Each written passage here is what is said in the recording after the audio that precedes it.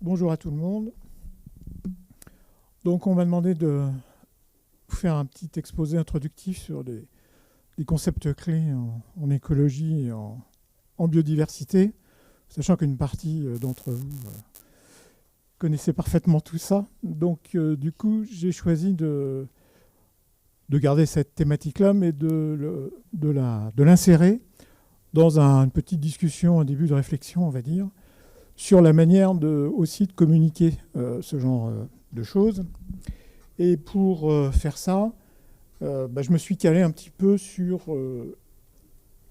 des conférences que j'ai données dans un contexte particulier qui était la formation des hauts fonctionnaires de l'État à la transition écologique. Donc en début 2024 a été mis en place un parcours de formation pour les 16 000 cadres supérieurs de l'État. Donc un parcours qui comportait deux étapes d'initiation, une étape de conférence scientifique, donc dans lesquelles on avait en gros des séances de 2 heures, 2 heures et demie sur le climat, ensuite sur la biodive, ensuite pas forcément dans cet ordre-là, mais sur les ressources. Après, il y avait une étape 4 où les gens allaient faire des visites de terrain pour voir en fait des réalisations qu'on peut qualifier de positives pour la transition.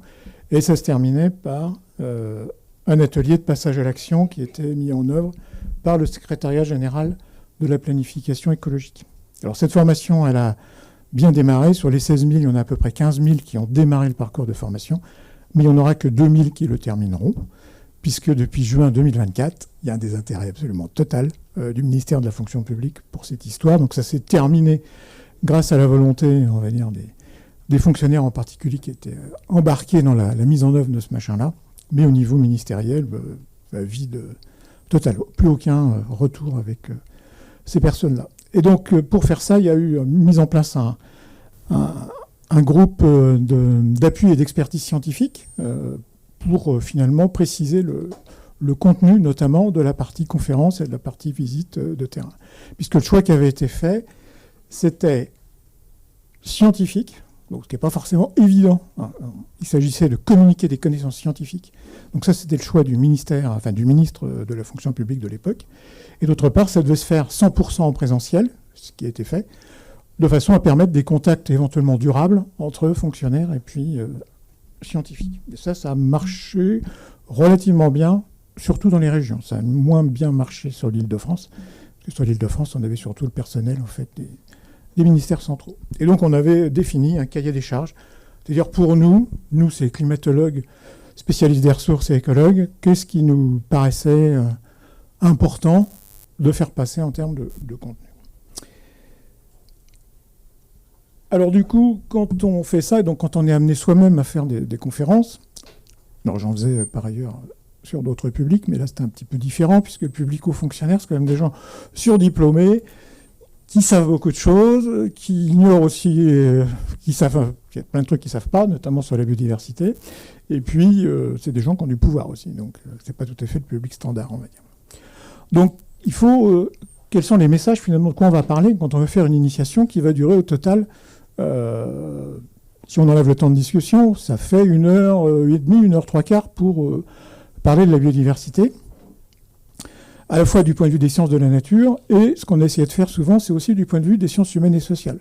La plupart des confs que j'ai faites, je les ai faites en même temps. Enfin, on a fait ça à deux. Le deuxième, c'était un philosophe qui travaillait sur ces questions de biodiversité. Et donc, qu'est-ce qu'on fait passer comme message scientifique? Quels sont les concepts clés qu'on doit rendre accessibles? Donc pour moi, c'était ce que j'ai appelé les grandes logiques, c'est-à-dire de bien comprendre la mécanique de fond qui est à l'œuvre dans le monde vivant par rapport à la biodiversité. Donc ça veut dire qu'il faut faire des choix, parce qu'on ne peut pas tout raconter. Et puis il faut faire des simplifications. Et donc dans les simplifications, vous savez que c'est quand même toujours un sujet délicat en sciences, sachant que là, il s'agit de faire des conférences à des gens qui sont dans l'action. Donc il faut communiquer des connaissances qui permettent de cadrer une action, de renouveler une action, sinon ça ne sert à rien. Donc on est bien obligé d'aller quelque chose sur l'essentiel et sur quelque chose qui est appréhendable. Et donc, parfois, ça peut être une source d'inquiétude. Hein. Est-ce que ce que je raconte, qui est simplifié, est complètement légitime, complètement validé par la connaissance scientifique? Et donc, du coup, évidemment, pour faire ça, on a tendance à se reporter sur de la synthèse scientifique, des méta-analyses, des articles de synthèse, etc., mais qui est très rarement orienté opérationnel, en fait. Donc, il faut aussi faire parler les résultats généraux vers l'opérationnel. Donc, c'est encore un niveau supplémentaire de prise de risque, on va dire, pour le scientifique qui va parler. Donc, si on fait une approche scientifique, il y a la question de qu'est-ce qu'on montre. Donc, ça veut dire montrer des courbes, ça veut dire montrer des chiffres, faire comprendre des ordres de grandeur. Voilà, la question se pose quand vous parlez de biodiversité. Il y a des gens qui ne sont pas forcément au courant. On peut avoir la tentation aussi de montrer des choses un peu moins compliquées, de partir de l'idée qu'on se fait souvent de la biodiversité. C'est quand même des belles choses, des beaux animaux, des belles plantes, etc. Donc une démarche un peu ludique. Moi, j'ai fui complètement ça et j'ai utilisé, alors j'ai eu tort ou j'ai eu raison, ce sera la discussion, mais j'ai utilisé, moi, en gros, les mêmes supports que ce que je peux utiliser quand je faisais des cours de master. Il suffit de changer le discours, évidemment. Et de mon point de vue, en tout cas, ça marche. On peut parler de science avec n'importe qui, ça fonctionne. Et puis donc, il faut s'orienter vers l'action. Ces gens-là, ils attendent ça. Donc, il faut... Une solution, c'est de repérer les grandes lois, les grandes logiques, et puis d'essayer de les présenter comme un principe d'action qu'on peut appliquer finalement dans n'importe quelle circonstance. Je montrerai quelques exemples. Et puis montrer évidemment des exemples concrets d'application, voir que ça fonctionne, et éventuellement renvoyer, puisqu'en 1h30 on n'a pas le temps de tout faire évidemment, le renvoyer vers des communautés d'acteurs qui sont aux manettes. Tout à l'heure à la table, on parlait d'une communauté, les gens qui font le Solagro, une association d'agronomes qui crée des scénarios qui sont une bonne manière de voir comment on peut utiliser la biodiversité de façon concrète pour résoudre les questions d'environnement. Voilà. Et donc, après, il y a les débats éternels. Donc, et j'imagine que ça va émerger ici aussi. C'est qu'on sait très bien que c'est pas parce qu'on sait qu'on agit. Donc, comment on essaie de déclencher des chocs, parce que c'est ça, il faut déclencher des déclics. Et pendant cette formation, en tout cas sur la partie biodiff que j'ai vue, il y a effectivement une fraction non négligeable, alors je ne sais pas, c'est 10%, 15-20%, je ne sais pas trop, de personnes qui ont été relativement ébranlés. C'est-à-dire qu'ils sont venus nous voir à la fin en disant « mais moi, j'ai jamais entendu parler de ça, et finalement, je suis en train de me dire que ce que je fais, c'est pas forcément génial. » Donc c'est possible. Et puis il y a jusqu'où on va dans l'exposé des faits, qui peuvent être assez violents en matière de biodiversité, et qui peuvent déclencher, comme vous le savez, des réactions de rejet, de déni, d'éco-anxiété. Donc, et une manière de répondre à ça, il y en a sans doute d'autres, mais à mon échelle à moi, c'était systématiquement d'associer la description de la catastrophe, entre guillemets, avec les pistes d'action qui permettent de redresser la barre et qui sont fondées scientifiquement. Donc c'était un petit peu l'itinéraire finalement qu'on a essayé de... J'ai mis en œuvre et que beaucoup de collègues ont mis en œuvre, puisqu'il y a, je crois maintenant, on est à pas loin de 800 scientifiques de toute la France qui sont intervenus sur ces conférences. Alors là, du coup, je vous montre quelques diapos que j'utilisais et puis je ferai quelques commentaires. Donc, en fait, quand on parle de biodiversité, il faut bien voir que le retour au concept de base est vraiment utile, puisque très peu de gens, finalement, ont en tête les diverses dimensions de la biodiversité.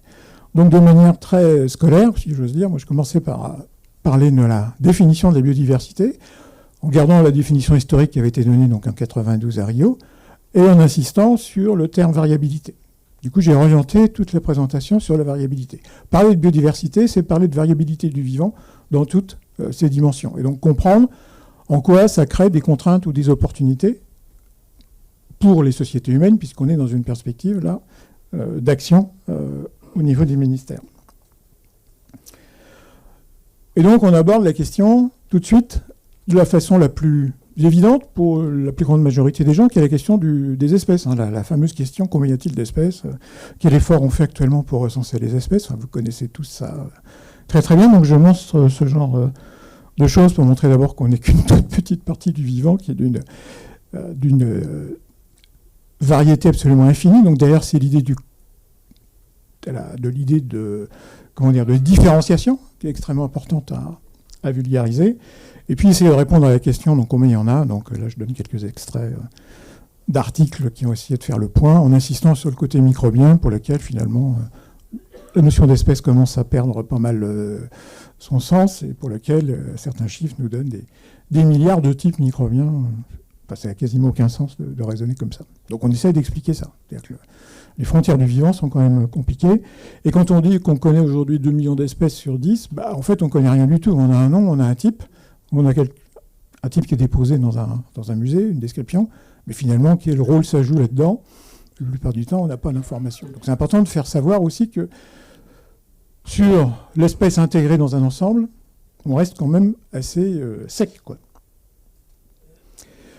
Deuxième chose qui est très importante, c'est de montrer que les espèces sont les unes à côté des autres, et donc forcément, chaque espèce devient l'environnement toutes les espèces deviennent l'environnement pour une espèce donnée. Donc de montrer la notion d'interaction. Donc j'aime bien ce genre de schéma. Il y en a plusieurs, on peut monter comme ça en puissance. Là, je résume pour montrer que là, c'est le canard au milieu de son réseau trophique, et donc de montrer que c'est une complexité effrayante, qu'on peut aller au-delà, c'est-à-dire que si on va vraiment au fond de ce réseau d'interaction, on a une patate noire, on n'y voit plus rien. Expliquer qu'aujourd'hui, la recherche en écologie, une partie des gens qui travaillent en écologie scientifique, ils essayent justement de trouver les règles qui structurent ces réseaux d'interaction. La nécessité d'avancer en termes de compréhension, mais aussi opérationnelle. Quand on dit à un forestier, enfin un écologue forestier, à n'importe qui, dites-moi à quoi va ressembler la forêt française en 2100 sous 4 degrés de réchauffement moyen en France, normalement, si vous voulez répondre correctement, il faut aborder ce genre de truc. Et ça, aujourd'hui, donc, on ne sait pas. Et ce sur quoi j'insiste aussi quand je montre ça, c'est que quand on change quelque chose dans un coin, on a toutes les chances d'avoir des changements ailleurs, qu'on ne sait pas véritablement les prédire, et que c'est ça le problème aujourd'hui. C'est les fameux effets collatéraux qui ne sont pas forcément négatifs, mais qui peuvent l'être. Et donc, l'idée, c'est aussi d'être un petit peu humble par rapport à ça. C'est-à-dire, quand on agit sur la nature, on ne sait pas ce qu'on fait en réalité, à cause de ce réseau d'interaction. Donc, on a intérêt à essayer d'être prudent sur les approches, voire de limiter, évidemment, les modifications que peuvent engendrer les activités humaines. L'autre aspect qui est très important, me semble-t-il, qui n'est pas très loin du mot variabilité, c'est le côté hétérogénéité. L'hétérogénéité du temps, l'hétérogénéité de l'espace. Et donc j'aime bien montrer cette image d'une forêt tropicale, je ne sais plus où, en Indonésie, oui. Parce que ça nous montre que sur 2 hectares, en fait, on a une succession, enfin une association, une mosaïque de forêts différentes, en réalité. On a des zones qui sont en sénescence, des clairières, etc. Et j'explique finalement que tout ça se maintient justement parce qu'on a cette hétérogénéité spatiale, qui veut dire que pour chaque zone de la forêt, on a des conditions physico-chimiques différentes, donc des communautés vivantes différentes, mais qui sont proches les unes des autres et qui peuvent donc bouger et faire face aux différents événements. Il y a un arbre qui tombe, on a une clairière chaude, lumineuse et tout ce qu'on voudra. Ce n'est pas adapté aux espèces forestières classiques, standards, sauf qu'il n'y a pas loin une autre clairière et donc il y a cette colonisation. Donc montrer aussi que la nature, finalement, elle fonctionne dans l'hétérogénéité. Et que là, si on regarde les systèmes humains, on a plutôt des systèmes qui tendent à construire de l'homogénéité, alors que les systèmes naturels sont basés, ils construisent souvent de façon active, on peut le montrer sur d'autres situations, construisent de façon activement un environnement hétérogène. Donc, application pratique, par exemple, quand on plante une forêt, ça serait mieux de ne pas planter tout le même jour, de créer de l'hétérogénéité démographique, de créer de l'hétérogénéité spécifique, de type génétique, etc. Le mot hétérogénéité est absolument central, me semble-t-il, dans le concept de biodiversité, que ce soit pour le vivant lui-même ou pour les conditions qui sont autour du vivant. Et que ça, c'est la capacité à encaisser les perturbations. Et que ce système, il est aussi généré par les perturbations. Et que donc un système qui est en forme, c'est un système qui est perturbé de façon modérée, et c'est ça qui lui permet en partie de répondre à des perturbations éventuellement plus fortes. Donc ça, c'est une autre manière de parler de l'hétérogénéité. Donc évidemment, il y a la question de l'hétérogénéité temporelle, de la capacité, donc du coup, là derrière, de système à répondre à des variations de conditions, jusqu'à un certain point, c'est la notion de shift. Je présente souvent l'exemple de ce qui s'est passé en Australie, la charnière 2020-2021, avec ces grands incendies qui font qu'on a basculé sur plutôt une steppe que sur une forêt, alors que la forêt, climatiquement, pourrait se réinstaller et donc mettre le doigt sur les mécanismes qui sont empêchés d'agir parce que la perturbation était trop forte, que la distance à parcourir par les espèces qui peuvent revenir est trop forte et des choses comme ça.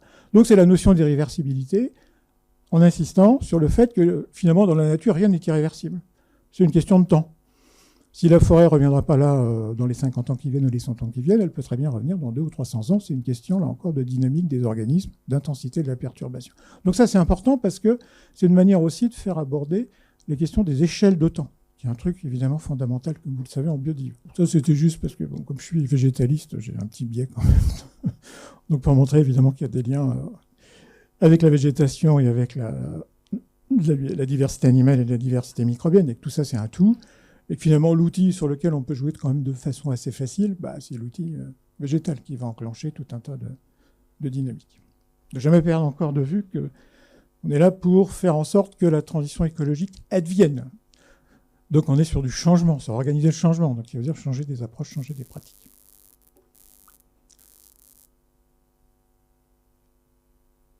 Alors évidemment, alors ça je me suis demandé parfois, alors parfois je le mets, parfois je ne le mets pas, qu'il y a un autre principe qui me paraît absolument clé quand on parle de biodiversité, c'est le concept de compromis.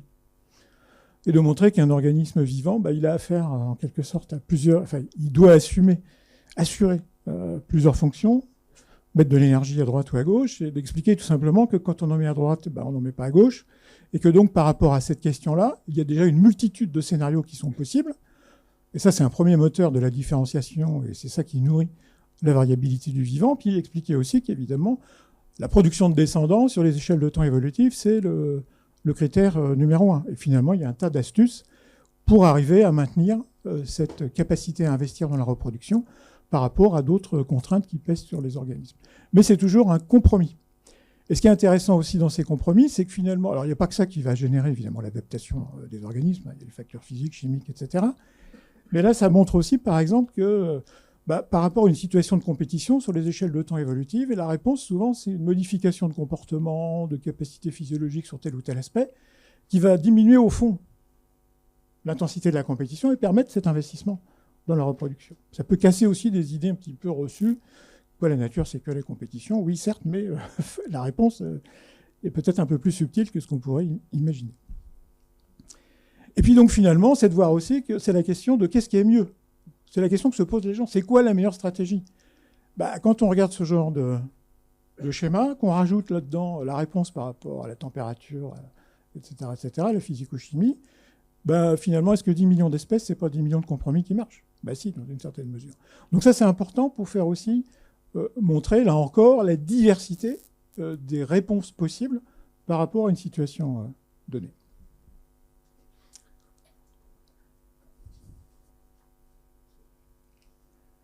Alors après, on arrive à la partie qui plombe évidemment la conférence, c'est la partie où on va sur la biodiversité. Donc j'ai fait quelques choix d'indicateurs. Donc j'ai montré celui-là sur les invertébrés allemands, qui est quand même frappant, puisque dans deux types de milieux, dans plusieurs régions allemandes, dans des milieux qui sont protégés et des milieux qui ne sont pas protégés, en moyenne, on a perdu un tiers d'espèces en 10 ans, ce qui est quand même une chute absolument phénoménale. C'est important aussi de montrer que le rythme d'extinction est un rythme incroyablement élevé, puisqu'évidemment, la question qui vient tout le temps, que j'aborde aussi assez souvent, c'est la question de l'idée que... c'est l'idée selon laquelle un niveau de biodiversité donné, c'est comme dans une baignoire, quoi. Il y a ce qui rentre, il y a ce qui sort. Et donc la question, c'est l'équilibre entre les taux d'extinction et les taux de... Alors, je ne sais pas comment il faut les appeler, de différenciation, on va dire ça comme ça. Et donc de bien montrer qu'il y a derrière les crises, y compris les crises historiques, c'est bien un différentiel entre ces taux. Parce qu'on vous dit souvent, oui, mais les espèces ont toujours disparu, il n'y a pas de problème, il y en a d'autres qui vont apparaître. Oui, évidemment, ça c'est vrai. Mais la question, c'est vraiment le rythme. Et ça, c'est important de faire comprendre ça. Donc je montre ça. J'explique aussi que ça, c'est de l'extinction locale. Ça ne veut pas dire que l'espèce a disparu au niveau planétaire. Ça veut dire aussi simplement qu'il y a moins d'espèces maintenant qu'avant, Donc les réseaux d'interaction dont je parlais tout à l'heure, ils sont moins complexes. Et on sait, même si ce n'est pas complètement clair sur le plan théorique, qu'il y a des liens entre complexité et stabilité, résilience, etc. Je montre aussi la situation française en expliquant une disparition, c'est quoi? C'est une baisse progressive d'abondance. Donc je prends l'indicateur oiseau. Et le dernier là, qui vient de sortir, donc, qui a été publié en 2024, est assez effrayant, puisque ça veut dire qu'on perd 1% d'oiseaux en nombre d'individus, toutes espèces confondues, dans les milieux dans les milieux urbains, dans les milieux agricoles, et que dans les milieux forestiers, ça résiste mieux. On est à 5%. Il y a encore 2-3 ans, cette baisse n'était pas statistiquement significative. Donc, ça veut dire que... Et ça, c'est un message à faire passer aussi, qui est très important, dans la perspective de l'action. C'est que quand vous avez un milieu qui est moins sous pression, ce qui est le cas des forêts, alors qu'elles sont gérées, puis je vais montrer tout à l'heure qu'elles ne sont pas forcément terribles en termes de biodive, les forêts françaises, quand même, on a immédiatement des résultats sur le vivant. On peut préserver le vivant, voire rétablir des dynamiques positives du vivant, dès qu'on diminue finalement un petit peu la pression. Et ça se voit très bien dans ces indicateurs donc à long terme. Signaler au passage que cet indicateur, c'est l'indicateur national aussi, qui est quand même très robuste. Oui. De l'abondance, oui, absolument. Non, de l'abondance, absolument. Ça, c'est une question qui arrive tout le temps, donc je vais vous faire la réponse. J'en sais rien. Je pense que personne n'est capable aujourd'hui de donner un seuil précis sur... Alors, on connaît sur les toutes petites populations, on est capable de calculer les risques d'extinction par dérive génétique, etc.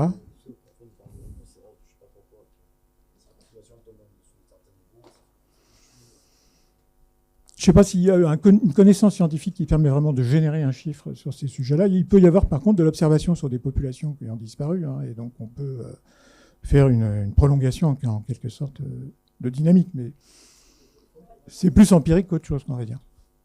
Comment? Locaux. C'est ça. Oui. Puis il y a ce qu'on appelle les vortex d'extinction. À un moment donné, il y a tellement peu d'individus que les chances de se rencontrer ou les chances de rencontrer un accident sont plus importantes et ça nourrit. Alors après, la question c'est, ok, est-ce que c'est grave docteur? En gros, c'est la question qui avait généré la conférence de Rio finalement. Alors du coup, là, je montre quelques résultats.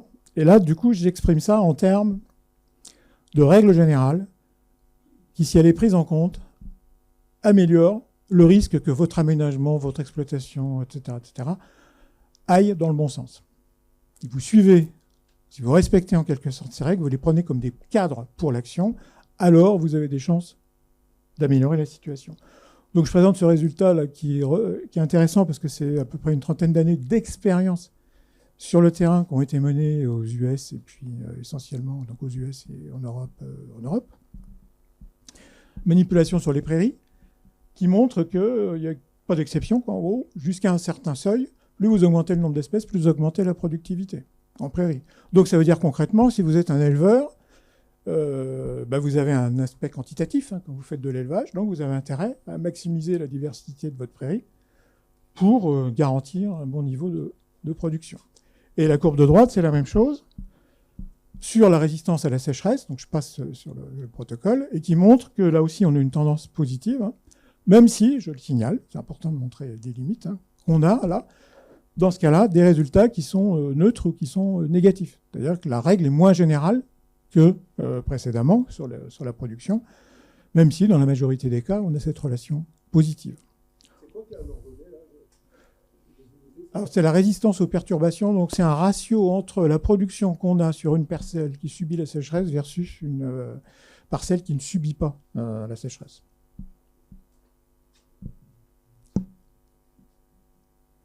Alors, la question qui vient tout de suite, c'est sur les forêts. Donc j'explique que sur les forêts, il y a moins de choses en termes scientifiques, parce que c'est plus long, plus compliqué, plus lourd, tout ce qu'on voudra.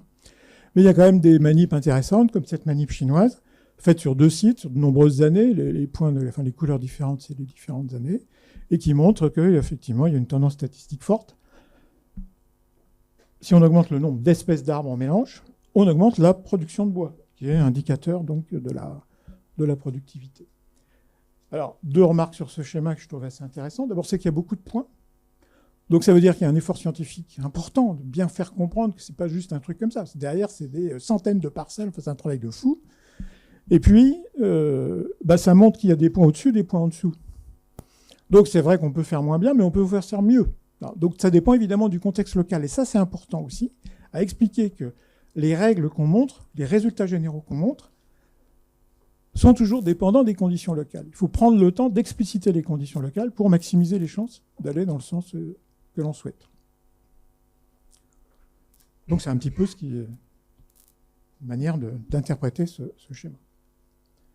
Alors, dans ces conférences, d'une manière générale, il ne faut pas hésiter non plus, je crois, à raconter des petites histoires. Alors je raconte celle-là, bon, vous connaissez avec les histoires de la phalène, du boulot, etc., qui ont l'avantage de montrer déjà le lien entre l'activité économique, industrielle en l'occurrence, et puis la réponse, l'adaptation de ces organismes. Donc pour ceux qui ne connaissent pas, on a des troncs de bouleau qui sont propres, qui sont blancs, avec des papillons qui se reposent dessus, qui sont majoritairement de couleur blanche, puis il y a quelques bizarres qui sont noirs. Et donc évidemment, les noirs sur le blanc, on les voit de loin, donc ils font l'objet de toute la pression de prédation, c'est pour ça qu'ils sont rares, et que les blancs, du coup, sont dominants dans la population. Développement industriel, pollution, vous avez compris, les troncs deviennent noirs. Donc l'avantage du moment devient l'inconvénient. Ça aussi, c'est-à-dire que l'adaptation n'est jamais définitive, c'est un processus dynamique. Donc on renverse complètement les choses, on passe à une population qui est majoritairement sombre, et maintenant que grâce à Margaret Thatcher, on a dépollué l'atmosphère, eh bien, les sombres qui étaient quasiment à 100% s'écroulent et on revient à la situation antérieure. Donc on voit le lien entre environnement physique, là.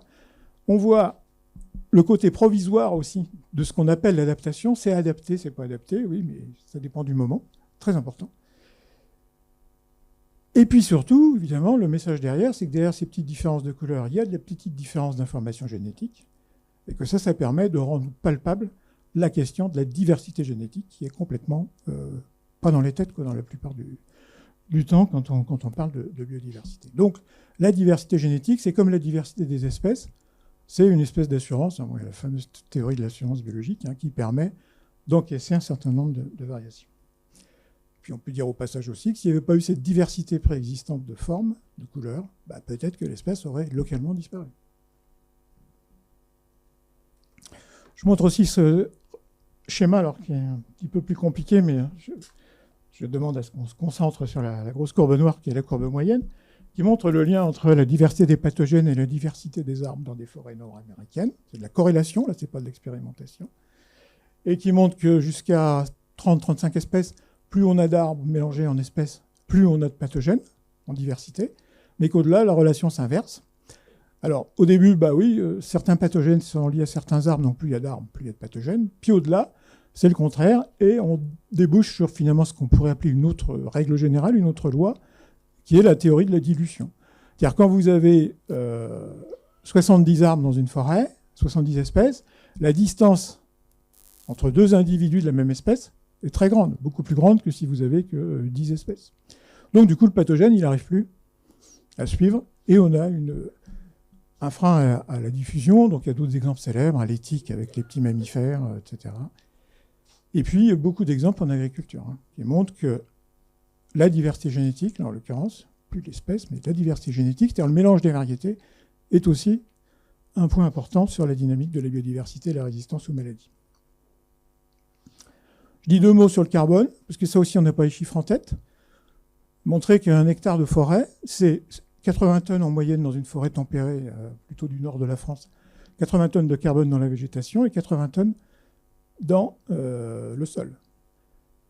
Et donc, en expliquant que pour avoir l'équivalent en CO2 piégé, il faut multiplier ça par 3,7, à peu près. Donc on arrive à des centaines de tonnes de CO2 en moins. Donc on comprend tout de suite l'intérêt qu'on porte aujourd'hui aux forêts par rapport au changement climatique. Et l'autre point sur lequel j'insiste, c'est que l'âge, ça vous demandez à n'importe qui, vous n'aurez pas la réponse. Si vous demandez quel est l'âge moyen de carbone dans les sols, qui est aussi l'humus, c'est-à-dire finalement la base de la fertilité. Si vous demandez l'âge moyen, les gens ne savent pas. En fait, c'est entre 100 ans et 1000 ans, l'ordre de grandeur. C'est-à-dire qu'on a un stock qui est extrêmement stabilisé. Une fois que c'est stocké, c'est stocké.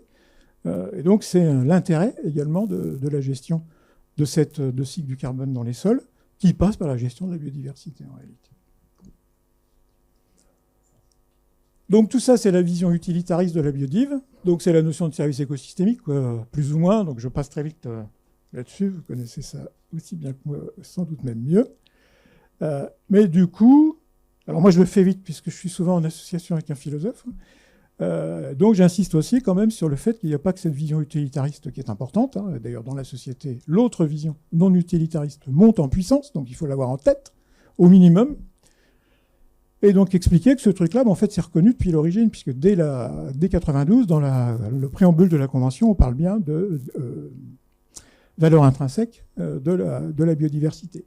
Et que, autre aspect, même si le mot biodive n'est pas utilisé, il y a beaucoup d'autres aspects qu'on aborde avec le philosophe en question quand on est tous les deux, mais le programme minimum, c'est aussi de dire que dans les textes constitutionnels en France, la préservation de l'environnement doit être recherchée au même titre que les intérêts fondamentaux, les autres intérêts fondamentaux de la nation. C'est lourd comme formulation. Donc montrer que c'est une question sérieuse qui a été reconnue comme telle depuis longtemps, en réalité. C'est pas juste un délire d'écolos ou d'amoureux des petits oiseaux. Ben ça a 20 ans, exactement.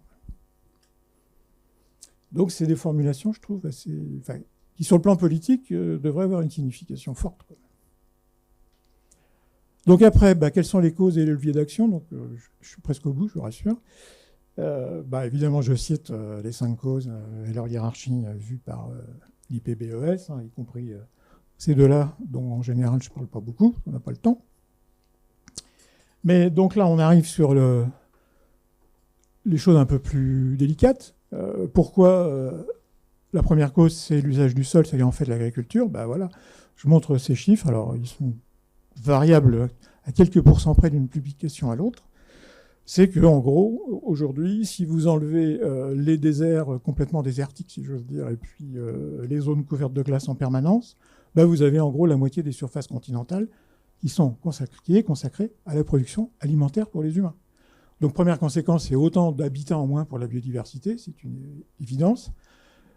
Et ça montre aussi, quand on regarde après, si on regarde ces surfaces consacrées à l'agriculture, en gros la production alimentaire, il y en a 70% sous forme de prairies, donc pour la production animale.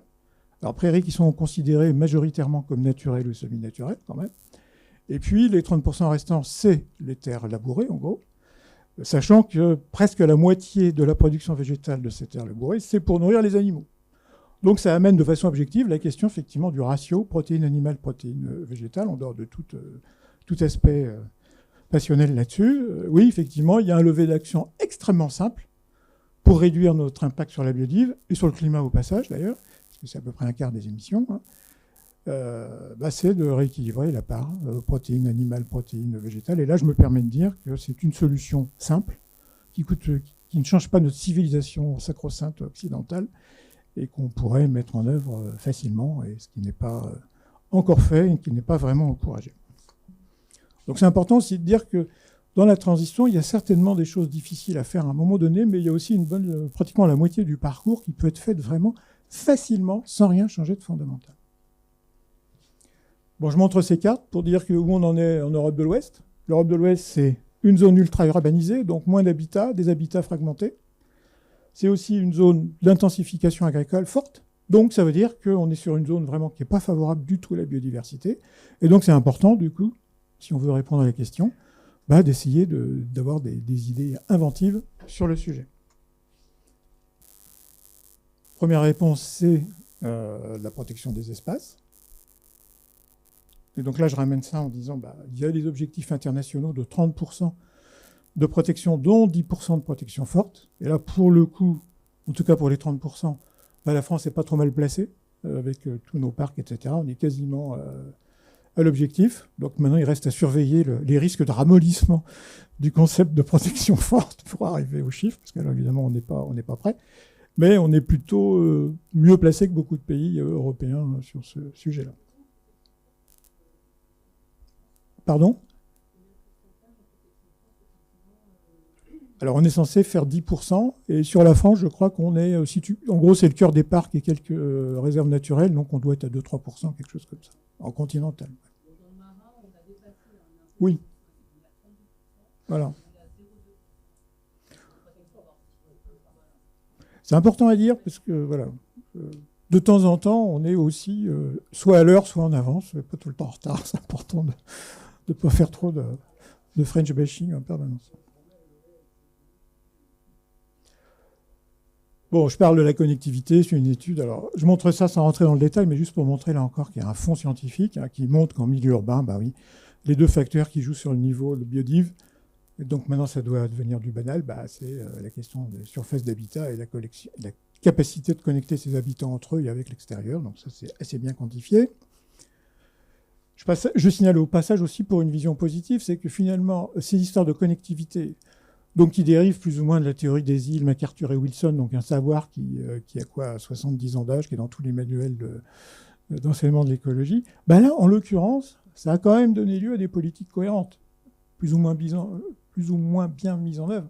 Mais c'est à la question des trames, des schémas de cohérence écologique et des choses comme ça. Donc là, on a de la science, finalement, qui rend crédible une politique qui se déploie au niveau des territoires. Alors, comment on fait ? Bah, quand on a les constats des causes, bah, on voit sur quoi on peut agir. Donc, la question de la désintensification de l'agriculture. Donc, là aussi, avec des études européennes qui sont assez lourdes en termes de protocole, qui montrent qu'il y a un lien négatif statistique entre l'intensité qui est mesurée là, par le tonnage récolté et puis un certain nombre d'indicateurs sur le nombre de carabites, d'oiseaux et des choses comme ça. Je montre évidemment la publication chaude qui établit de façon claire et nette le rôle des pesticides en interaction avec la fertilisation. La fertilisation joue surtout, c'est les prairies. Sur les indicateurs européens sur les oiseaux, on revient aux oiseaux. Donc là, on constate qu'on a 25% de chute sur 35 ans. Donc c'est un peu moins que les chiffres français, mais enfin c'est quasiment du même tonneau. Et puis surtout, il y a la question des fertilisants et des pesticides qui a été bien isolée dans cette étude, qui est énorme là encore, 28 pays européens, etc. Donc oui, là aussi, objectivement, il y a un véritable problème sur la question des pesticides et on ne peut pas balayer ça d'un revers de main. En tout cas, on doit pondérer cet état de fait avec les arguments qui défendent, en termes de compétitivité agricole notamment, ces fertilisants. Donc il n'y a pas de doute en tout cas sur le rôle de ces molécules sur la biodiversité. Alors dans les solutions, il y a par exemple le mélange de variétés. Ça c'est de la méta-analyse, donc c'est ce qui a été fait, où on mélange des variétés différentes donc, sur le blé, soit des variétés qui sont réputées résistantes à des champignons, soit pas particulièrement réputées résistantes, et on s'aperçoit qu'on arrive à maintenir les rendements à partir du moment où on a un mélange de variétés. Et donc ça, c'est important, et ça revient à la diversité génétique. Oui, la diversité génétique joue un rôle, là aussi, de résistance par l'effet dilution sur les pathogènes. Ça a été montré en Chine sur le riz depuis 20 ou 30 ans, en mélangeant du riz résistant avec du riz non résistant, on diminue en gros l'infestation de 90% et on passe de 4 traitements phytosanitaires à 1, avec des économies d'ailleurs en termes monétaires. Donc, tout ça pour dire que même si ça ne s'applique pas forcément partout, etc., il y a des pistes. Et quand on voit le débat sur les néonicotinoïdes sur les champs de betteraves, oui, quand on a des champs de betteraves contigus sur des centaines d'hectares, probablement c'est un clone ou presque, il n'y a pas de diversité génétique, il n'y a pas d'autre solution effectivement que de matraquer ça avec une molécule. Oui. Non, j'ai dit que c'était une espèce de betterave sûrement. Oui, c'est ça. Donc, la bonne solution, la vraie solution, on la connaît, c'est rediversifier le paysage et puis jouer sur la diversité génétique, donc sur le mélange des variétés. Ou manger moins de sucre. Ça. Évidemment, derrière tout ça, il y a la consommation, bien entendu. Oui. Fais l'avocat du diable. Oui.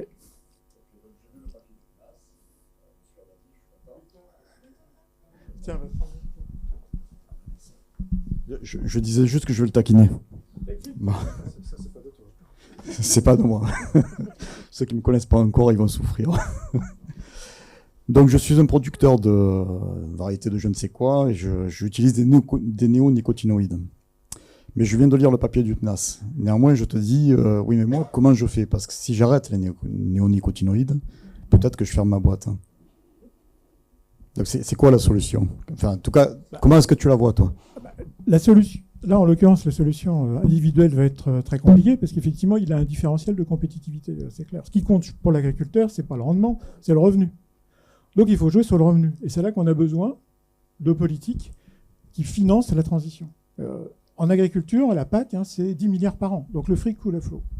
Donc, on finance effectivement la transition qui peut se traduire d'ailleurs par une perte de productivité éventuellement définitive. Donc, il n'y a pas qu'une transition.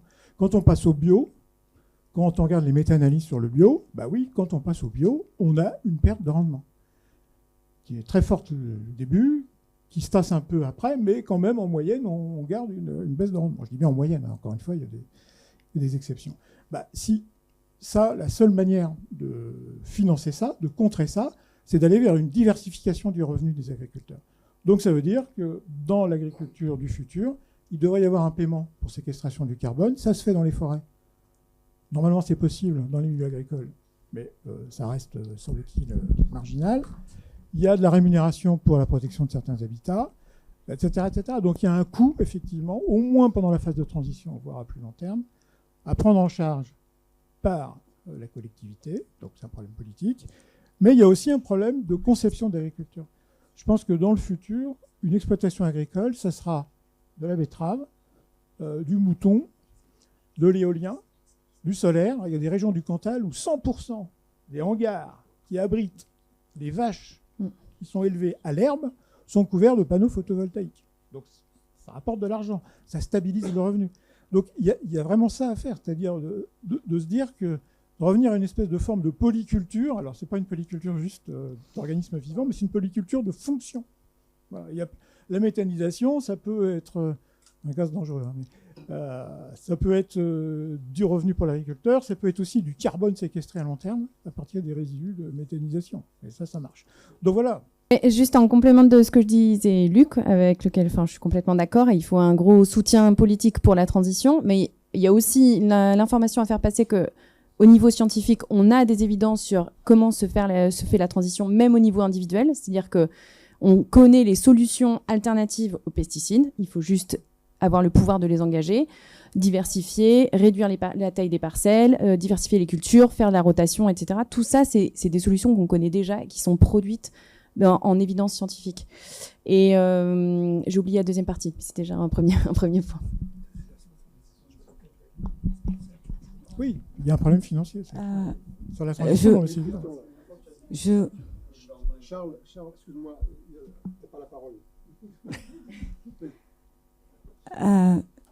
Je voulais en fait savoir, est-ce que il a été mis en fait en balance par rapport en fait aux problèmes en fait de pesticides, de pollution? Est-ce qu'il a été mis en balance en fait des études sur le bénéfice en termes de santé publique? Et en fait, le rapport en fait des coûts en termes de santé publique et de santé en fait du vivant. Est-ce qu'il y a eu en fait des études là-dessus? Ah oui, moi je suis pas spécialiste de ça, mais les études, la quantification, elle est faite en nombre de surmortalité, etc. Oui, ça a été fait. Parce que d'un point de vue économique, on parlait en fait là d'économie et en fait de salaire et de rendement en fait du point de vue en fait finalement en fait de la balance économique. Ça vaudrait peut-être le coup en fait de faire en fait l'étude de comparative. C'est les fameuses externalités négatives qui ne sont pas payées par. Mais c'est la collectivité qui les supporte. Hein, bien sûr. Donc faut éviter les voilà. conversations trop longues et Pardon. particulières. Sur ces aspects-là, il y a tout un ensemble de travaux qui ont été faits justement pour représenter le coût de l'agriculture. Il y a énormément de rapports qui ont été produits au moment de la loi du plomb, enfin des discussions au moment de la loi du plomb, donc vous pouvez les retrouver. L'autre chose que je voulais juste ajouter, c'est qu'un truc à mettre en balance sur la transition, c'est que la conversion, enfin ce que ça implique la transition, il y a une perte de rendement sur le bio, ça on le sait, avec une certaine incertitude. Par contre, tout ce qui n'est pas investi dans la fertilisation, les pesticides, etc., ça c'est de la valeur ajoutée qui vient se redonner dans les revenus et la capitalisation. Donc au final, ça c'est des arguments qui sont peu rajoutés au moment de se dire il faut faire le soutien à la transition agroécologique. Ce qui compte, c'est le revenu, c'est pas le rendement. On est bien d'accord si on résume. Je fais juste une petite remarque, c'est qu'on touche vraiment le fonctionnement des systèmes complexes. C'est-à-dire qu'à un moment donné, quand on bouge un paramètre, il y a toutes les boucles qui se mettent à pédaler, évidemment.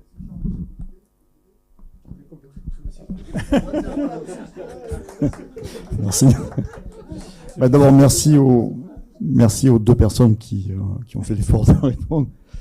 Mais je vais quand même m'arrêter là. À un mot près, c'est qu'on n'a pas fini les boucles en réalité. On n'a pas fini les boucles. Gouvernement, ça veut dire taxe. Budget, oui, les boucles. Tu parlais des boucles.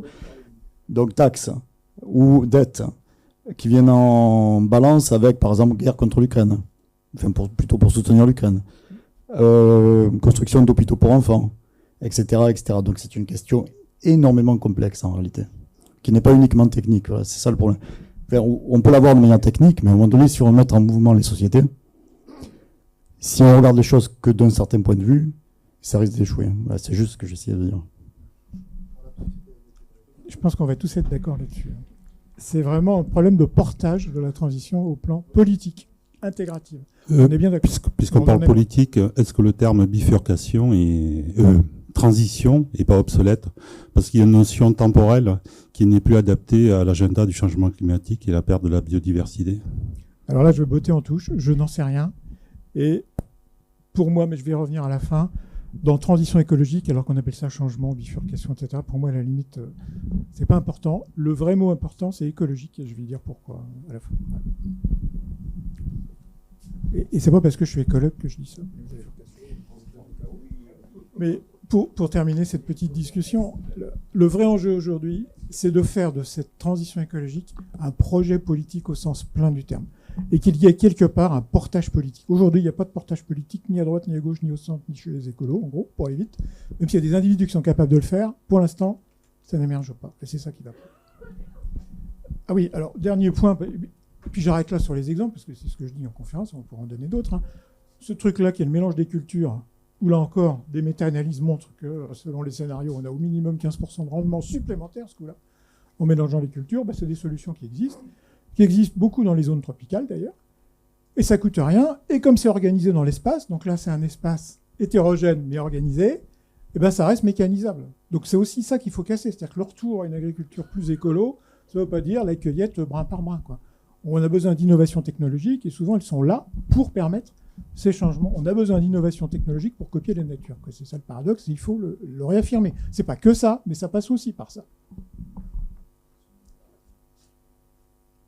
Et donc, je fais de la pub pour nos petits camarades de Solagro, donc c'est une bande de gauchistes qui s'appellent des agronomes, n'est-ce pas, et qui font des scénarios avec des hypothèses, par exemple. Là, j'en ai mis un, mais il y en a plein d'autres. On met 45% en bio, donc vu la perte de rendement, c'est quand même pas évident, puisque l'objectif, c'est de maintenir, évidemment, la production pour nourrir les gens, et on a des externalités négatives réduites, et donc des gains pour la collectivité qui sont assez clairs. Donc, il y a un tas de scénarios qui existent, il n'y a rien à inventer, en réalité.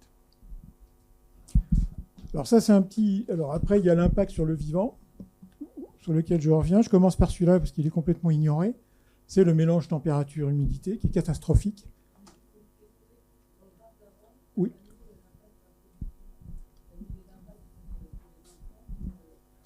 Attends, dans le...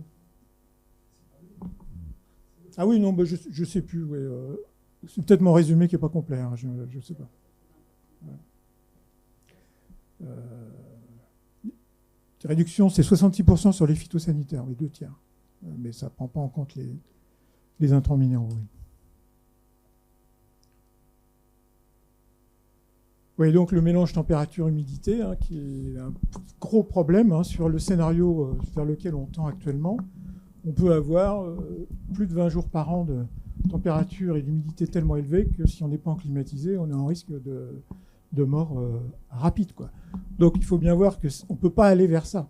Et quand je dis ça, finalement, ça me permet aussi de faire un petit commentaire perso sur la notion d'adaptation. On parle tout le temps d'adaptation, mais il faudrait préciser le degré de souffrance qu'on met dans le niveau d'adaptation. Ça, c'est jamais explicite. Hein. À ce scénario-là, il va être très, très élevé. Il y aura des survivants, je n'ai aucun doute là-dessus. Donc ça aussi, il faut un peu, peut-être, comme on dit, déconstruire un certain nombre de concepts, de mots qu'on utilise toute la journée. C'est plus ce que ça veut dire.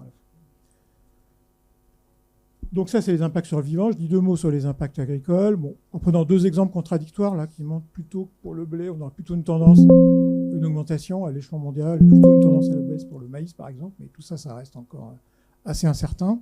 Ça, c'est sorti du dernier rapport de l'IPBES. Je montre les effets sanitaires et au passage, je signale que la métropole du Grand Paris, c'est la capitale européenne la plus dangereuse, et ça, ce n'est pas des prédictions, c'est des faits d'observation sur le passé, en cas de pic de canicule. Sur les plus de 85 ans à Paris, on est à 60% de surmortalité. Européen. Oui, l'étude a été faite sur 854 zones urbaines en Europe, dont toutes les capitales. Et donc la capitale, mais là, c'est pas Paris intramuros, c'est la métropole, est considérée comme... Et les raisons pour ça? Les raisons, c'est le taux d'urbanisation qui est très fort, d'imperméabilisation, donc la perte d'albédo, le manque de végétation, donc qui joue sur le manque de transpiration, qui participe au refroidissement de l'air. Voilà, en fait, c'est un contre-coup de la densification du bâti. Voilà, et avec des quartiers qui sont d'une densité phénoménale, quoi. Donc il y a un problème qui est assez peu traité dans le nouveau schéma directeur de la région Île-de-France. Dans le schéma directeur, on dit on va construire, parce qu'on n'a pas le choix, mon pauvre monsieur, 70 000 logements supplémentaires. C'est une commune de plus par an, quand même. C'est quand même pas mal. Bref. Je montre aussi les effets sur le stockage du carbone, en prenant l'exemple de 2003, où on a perdu 30% de production. Donc 30% de production, ça revient à annuler ce qui, à l'époque, était 3 à 4 années de puits de carbone sur le CO2. Donc c'est aussi une manière de dire les événements extrêmes peuvent avoir plus d'impact finalement que les changements de conditions. Et dans la communication scientifique, trop souvent on parle de valeur moyenne finalement. Ce qui veut strictement rien dire. Ce qui joue, c'est évidemment les extrêmes. Donc c'est important de faire passer ce message-là. Mais ça, c'est les climatologues qui le font. Je montre aussi donc quelles sont les réponses du vivant possibles. Donc il y a des réponses de nature physiologique, etc. On arrive à suivre ou on n'arrive pas. Il y a des réponses de changement de génotype dominant, on va dire. Donc on retombe sur la diversité génétique, avec l'exemple qu'on voit aujourd'hui des chouettes du canton de Vaud qui sont de plus en plus sombres en termes de plumage. Parce que avoir un plumage clair, c'était très intéressant quand il y avait un manteau neigeux qui durait longtemps. Maintenant qu'il dure moins, c'est moins intéressant. Donc il y a un déplacement de ces couleurs par rapport à la prédation, évidemment. C'est le même truc que le papillon tout à l'heure. Donc ça, c'est une autre réponse possible du vivant. La réponse suivante, puisque le changement climatique il est structuré en latitude, c'est la migration en latitude. Donc on tombe sur ce genre de problématique, qui est sorti ça de l'avant-dernier du rapport du GIEC, où on regarde les distances à parcourir, puisque les zones climatiques montent vers le nord dans l'hémisphère nord. En gros, selon les modèles, c'est à peu près 100 à 150 km pour 1 degré de moyenne supplémentaire planétaire. Donc ça veut dire que si vous faites 3 degrés de moyenne planétaire en 2100, il faut parcourir entre 300 et 450 km pour suivre la zone, ce qu'on appelle la niche climatique des espèces. Donc sans grande surprise, quand on compare ces distances à parcourir ici, avec les scénarios de plus en plus forts, on regarde donc des capacités de dispersion des espèces, sans grande surprise, il y en a un tas qui n'arrivent pas à courir assez vite, en quelque sorte, notamment les végétaux, et se pose la question du coup de ce qu'on appelle la migration assistée, qui est aujourd'hui un vrai problème pour les forestiers. Qu'est-ce que je plante maintenant pour le récolter dans 50 ans? Et donc l'ONF aujourd'hui fait des essais de migration assistée, c'est-à-dire qu'on va chercher des arbres, je ne sais pas, au sud de l'Espagne ou ailleurs, et puis on regarde si on peut les faire pousser actuellement, sachant que c'est compliqué actuellement, parce que les conditions actuelles ne sont pas forcément possibles avec les conditions dont... voilà. Donc il y a une espèce de goulot d'étranglement, ça a été bien montré. Et puis surtout, je signale au passage que le conseil que donne en général la communauté scientifique là-dessus, c'est allez-y mollo, parce que quand on injecte un truc comme ça qui n'a pas coévolué avec le reste, il y a un risque, éventuellement d'effet n'est pas forcément capable de bien identifier, et puis il y a un risque aussi d'importation de maladies ou des choses comme ça. Donc le mieux pour l'instant, c'est de ne rien faire, ou alors de faire ce qu'on sait qui marche, c'est-à-dire de mélanger les espèces. Là, vous gagnez quelques dizaines d'années sur le changement climatique, de mélanger les groupes génétiques. Si la théorie écologique est bonne, alors vous augmentez du coup une certaine capacité de résistance à ces changements. C'est du temps de gagner. Et puis, il y a la fameuse évolution. Donc, l'évolution, c'est quoi? C'est soit la modification profonde de caractères existants, soit éventuellement l'apparition de nouveaux caractères. Et donc là, c'est pas moi qui le dis, c'est des évolutionnistes spécialistes des vertébrés, ça va 10 000 fois trop vite, quoi. Donc, il n'y a rien à attendre de ce côté-là. Donc, il reste deux solutions. Le changement de type dominant, la couleur, par exemple, il n'y a pas que ça, et puis la migration. Et donc, la migration, on retombe sur nos environnements fragmentés, parce qu'il y a les villes, parce qu'il y a les champs intensifs, etc. Et donc l'enjeu de la mobilité des espèces, il est absolument crucial pour nos pays. D'où les politiques, encore, de tram, etc., qui sont bienvenues.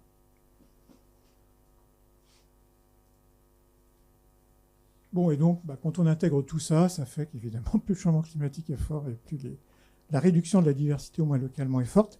Et donc, pour la France, on est entre 25 et 50% selon les régions, éventuellement, en 2100. Donc, absolument drastique.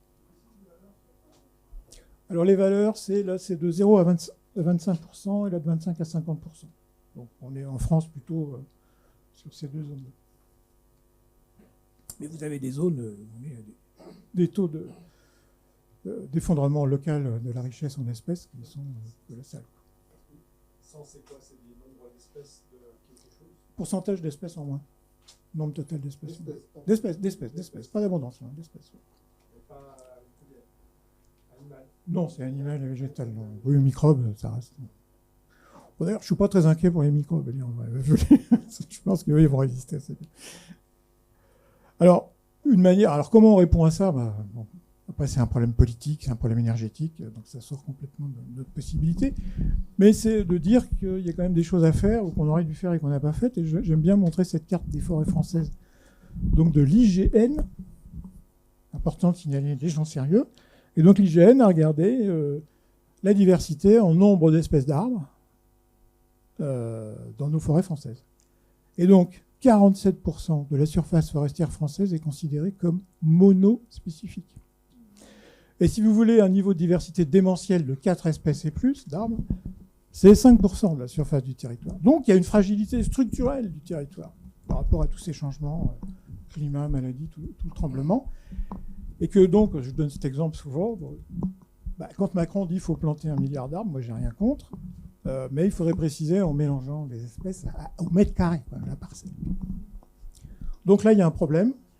Et c'est un peu embêtant parce qu'évidemment, en foresterie, quand vous rectifiez le tir, c'est une affaire de 30, 40, 50 ans. Alors, ce que je dis aussi, c'est qu'il y a des gens qui font ce qu'on appelle de la sylviculture mélangée à couvert continu, d'ailleurs souvent même sans plantation, c'est-à-dire qu'ils font de la régénération naturelle. Ils sont regroupés dans une association qui s'appelle ProSylva. C'est des forestiers qui vivent des produits économiques de la forêt. Donc ça veut dire qu'économiquement, on peut combiner biodiversité et revenus. Mais évidemment, les gens qui font ça, en général, c'est parce qu'ils ont eu la chance d'hériter d'un domaine qui était déjà comme ça. La transition, là, devient très compliquée. Et c'est pour ça, du coup, que le label bas carbone, malgré tous les risques qu'il présente ou les insuffisances, qui permet donc de rémunérer un forestier qui montre qu'il va stocker plus de carbone parce qu'il a changé ses pratiques, c'est une manière de financer justement la transition. Sachant que ça, c'est plutôt dans le domaine du privé. Aujourd'hui, c'est des entreprises privées qui se sont montées pour faire ça. Et certaines d'entre elles ont vraiment intégré la dimension biodive, même si elle est assez faiblement envisagée dans les textes qui régissent cette histoire de label bas carbone. Mais donc, il y a des solutions là aussi. Ça marche. Bon, puis je termine, je crois que je vais m'arrêter là, vous avez compris. Planter des arbres en ville, oui, c'est sauver des vies. On peut montrer que, voilà, entre une rue relativement étroite, typique de Marseille, avec des arbres de chaque côté, à 6 heures du matin, au moment où il y a le rayonnement maximum, vous avez jusqu'à 10 degrés de différence de température de surface, donc qui rayonne vers l'extérieur, donc qui réchauffe l'air, mais qui rayonne vers l'intérieur et qui vous empêche de dormir. Et c'est un des mécanismes des coûts sanitaires, finalement, du réchauffement. Donc il y a des choses à faire de ce côté-là. À condition qu'il y ait de l'eau, puisqu'il y a aussi la transpiration. Donc sans surprise, on s'aperçoit que dans les villes, ça manque d'eau. Donc la désimperméabilisation, là encore, c'est pas juste une lubie d'écolo, mais c'est un truc assez fondamental si on veut que le climatiseur naturel que représentent les arbres soit alimenté en carburant, c'est-à-dire en eau, tout simplement. Ça peut marcher également sur le bilan énergétique. Donc là, je montre cette petite expérience qui montre qu'on peut avoir, je ne sais plus, 40%, quelque chose comme ça d'économie. Vous prenez un bâtiment, vous mettez du végétal sur les 4 faces, vous mettez une température de consigne sur le climatiseur, et bien vous économisez 40% dans le bâtiment qui est végétalisé. Ça a été montré sur les premiers qui ont montré ça, c'était à New York, sur des bâtiments de 4 étages avec des arbres dans la rue, simplement, on avait 10% d'économie annuelle en chauffage et en climatisation. Bon, le truc, c'est l'isolation thermique, tout simplement. Bref, montrer que ça existe, et je m'arrête en général là. Alors, c'est bizarre, je pensais que j'avais mis à la fin. Donc, un truc que j'ai oublié. Bon, c'est pas grave.